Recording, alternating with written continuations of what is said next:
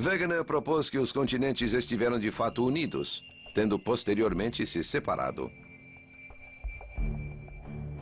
Suas observações na Groenlândia tinham-no convencido de que a deriva continental existia.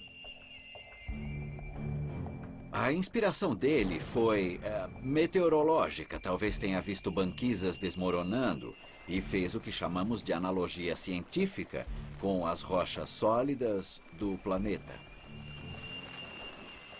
Poucos geólogos, porém, aceitaram a teoria de um simples meteorologista. Houve total rejeição ao que Wegener postulava. Imaginem um continente gigantesco navegar pelos oceanos e atravessar sozinho metade do globo. Durante toda a vida, Wegener lutou para conseguir provas dessa teoria, mas suas tentativas acabaram levando-o para a morte.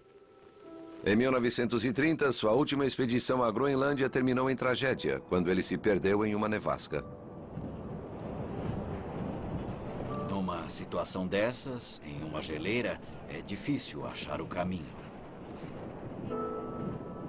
Estando separado do acampamento e dos companheiros da expedição, ele se perdeu e morreu congelado. Wegener morrera, mas a teoria da deriva continental está bem viva.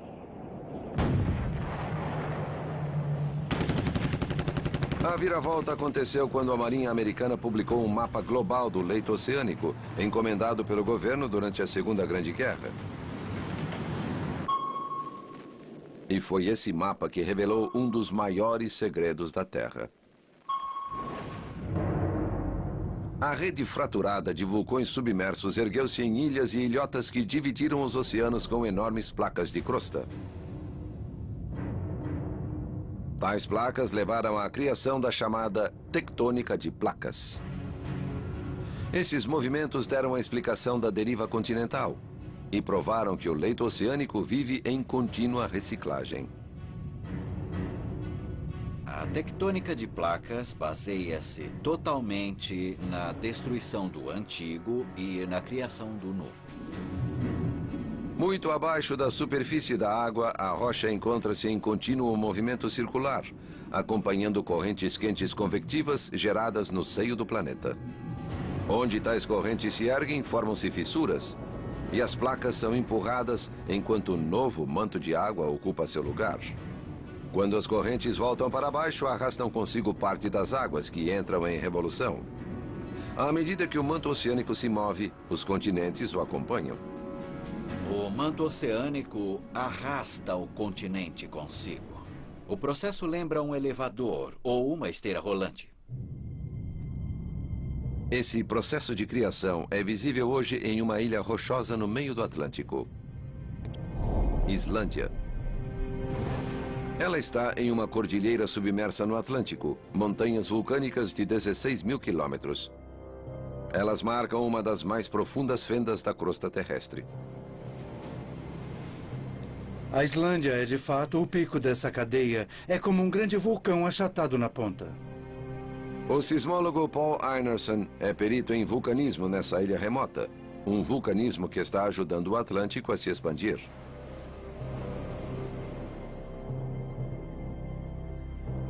Ocasionalmente, um tipo incomum de erupção vulcânica nessa ilha confirma o processo da tectônica de placas. A erupção de fissura. Ela forma uma muralha de fogo. Pode atingir 40 quilômetros de extensão e expelir lava a dezenas de metros de altura. As pessoas têm medo, sim. Respeitam os vulcões.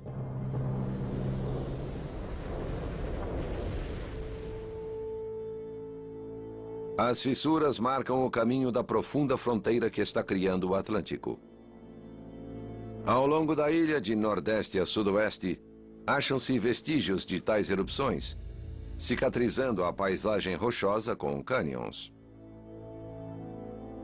Esses cânions estão alargando a Islândia aos poucos.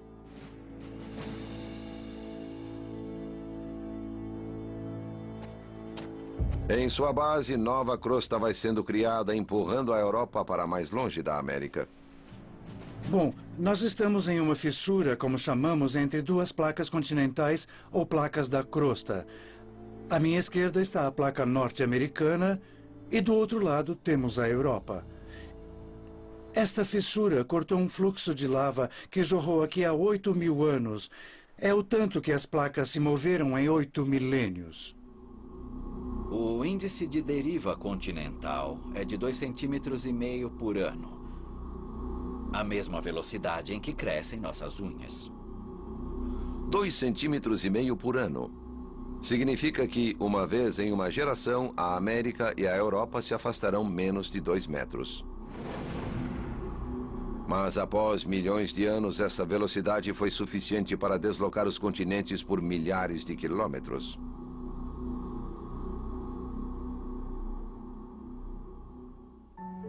Com a tectônica de placas servindo-lhe de guia, o geólogo Mark McManaman reconstruiu a épica história do movimento continental. De amostras obtidas das bordas continentais, ele estudou fósseis e microfósseis, combinando com vários tipos de rocha antiga para saber onde os continentes se encontravam. É uma tarefa capciosa, meio maluca. Você junta as peças e precisa estudar qualquer pista possível, qualquer marca diferente, até conseguir juntar uma margem continental à outra. Mas os geólogos estão convencidos de que podem rastrear o movimento dos continentes até 1 bilhão de anos atrás, quando houve uma colisão de massas continentais. À medida que os oceanos entre continentes foram sendo engolidos, as grandes massas de terra juntaram-se no que se chamou de supercontinente, Rodinia. Acredita-se que o Canadá e os Estados Unidos formaram o coração do supercontinente, com outros fragmentos em volta. Mas Rodinia não se parecia com nenhum de nossos continentes. Era um lugar desolado e sem vida. Seria como viver no deserto. Era semelhante a certas zonas do Saara ou do Vale da Morte. Não havia plantas, nem florestas, nem pradarias. Rodinia deve ter sido um continente estéril.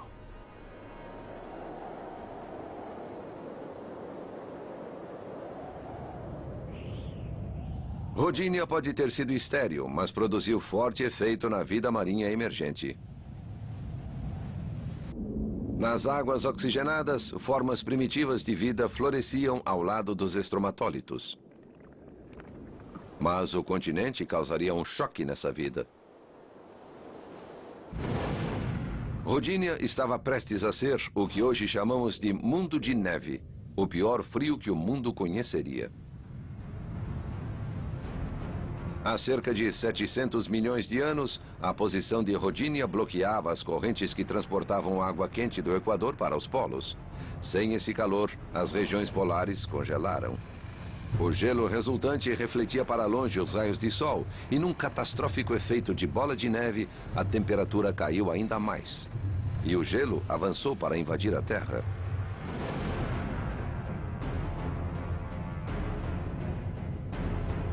Na superfície, a temperatura média era de 40 graus abaixo de zero.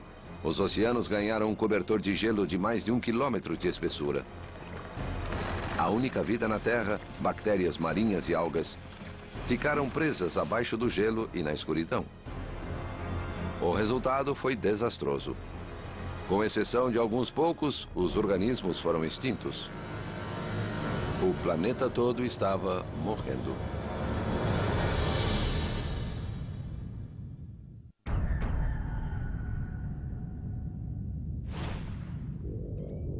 $650 milhões de anos atrás. A mudança do clima ocasionada pela formação de Rodinia fez com que a Terra ganhasse uma capa de gelo de mais de 1 quilômetro de espessura. A temperatura flutuava perto dos 40 graus Celsius negativos. A única vida no planeta era de organismos marinhos, que quase se extinguiram. O futuro da vida na Terra estava em perigo.